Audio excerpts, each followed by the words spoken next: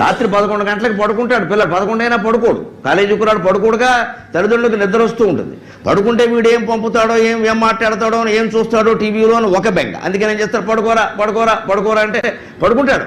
దుప్పటి కూడా మూసుకెడతాడు. కానీ తర్వాత ఓ పావు గంటకు చూస్తే ఆ దుప్పట్లోంచి ఒక దివ్యకాంతి.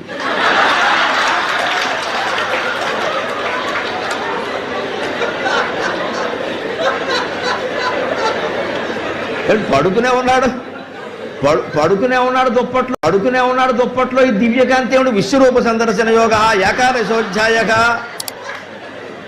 భగవద్గీత ఏకాదశ అధ్యాయం విష్ణుమూర్తి విశ్వరూప సందర్శనం.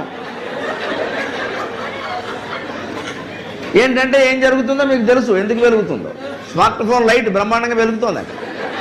అప్పుడు తండ్రికి అనుమానం వచ్చి తక్కువ దుప్పటి తీసాడనుకో, ఏం నొక్కుతాడో తెలియదు, వీడిల్లు బంగారం గారు వాళ్ళ అమ్మా నాన్న ఫోటో వచ్చేస్తుంది అక్కడ.